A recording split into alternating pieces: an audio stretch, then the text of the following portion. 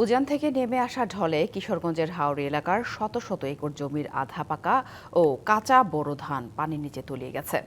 ফসল হানির আশঙ্কায় প্রায় কোমর পানিতে নেমে তড়িঘড়ি করে আধা পাকা ধান কাটছেন কৃষক। আবার অনেক জমির ধান পুরোপুরি নষ্ট হয়ে গেছে। বাড়তি শ্রমিক লাগায় খরচ বেড়েছে কয়েক গুণ। ফলে লাভ তো দূরের কথা, মূলধন নিয়েই শঙ্কায় কৃষক। অষ্টগ্রামের আবদুল্লাপুরের হাওর জুড়ে শুধুই পানি আর পানি। কয়েকদিনের টানা বৃষ্টি আর উজানের ঢলে তলিয়ে গেছে 500 একর ফসলি জমি। জমিতে পানি থাকায় হারভেস্টার মেশিন ব্যবহার করা যাচ্ছে না। উপায় না পেয়ে হাতে ধান কাটছে কৃষক। অতিরিক্ত খরচে শ্রমিক দিয়ে ধান কাটাতে গিয়ে বাড়ছে উৎপাদন খরচ। কাটতেছি না, সব গেছে তলে অনেক ফসল তুয়াটা ভাই আনে যে কোনো রকম কয়েকদিন কাটারি আছে, ঋণ আছে 2-3 লাখ টাকা ঋণ আছে। যে জমি জমা পানি তোলেছে মানুষ যে কাটতেছে, এটা মনে করেন নৌকাতে আনন্দ লাগে, কামলার দর বেশি, রাস্তাঘাটের যে হাল অবস্থা, কাটতে আনলো রাস্তা দাম নেওয়া যায় না, রাস্তা আপনার পানি তলায় গেছে। বেশি দামে সার ও কীটনাশক কিনে পাচ্ছে না প্রত্যাশিত বাজার দর।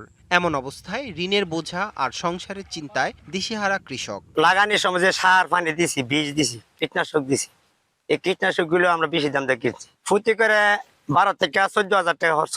ইটকলার পাশে 40 কের জমি করছি রেন করিয়া, একবারে 40 কের জমি আমার তল হয়ে গেছে, আর কোনো কাটার মতন কোনো বাড়ি নাই।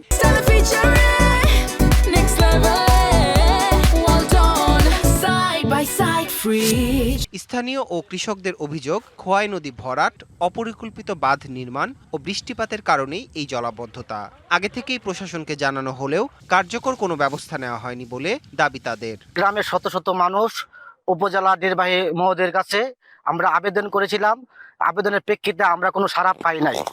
আর আমাদের হাওর তলিয়ে যাওয়ার কারণ হলো শিবপুর নদী।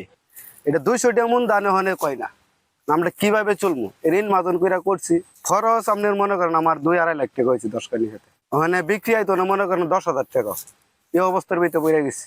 এদিকে কৃষি বিভাগ জানিয়েছে, ক্ষতিগ্রস্ত কৃষকদের তালিকা করে প্রয়োজনীয় ব্যবস্থা গ্রহণ করা হবে। ক্ষতিগ্রস্ত কৃষক কতজন হতে পারে তারও আমরা জরিপ কাজ অব্যাহত রেখেছি এবং রিপোর্ট তৈরি করে আমরা সরকারকে অবহিত করব, যাতে ক্ষতিগ্রস্ত কৃষকদেরকে আর্থিক বা অন্য কোনোভাবে সহায়তা করার সুযোগ পাওয়া যায়। কিশোরগঞ্জের হাওর অঞ্চলের 1/4 ধান কাটা হয়েছে। আবহাওয়া বৈরী না হলে আগামী মাসের মাঝামাঝি সম্পূর্ণ ধান কাটা শেষ হবে বলে আশা করছে কৃষি বিভাগ। DBC news desk.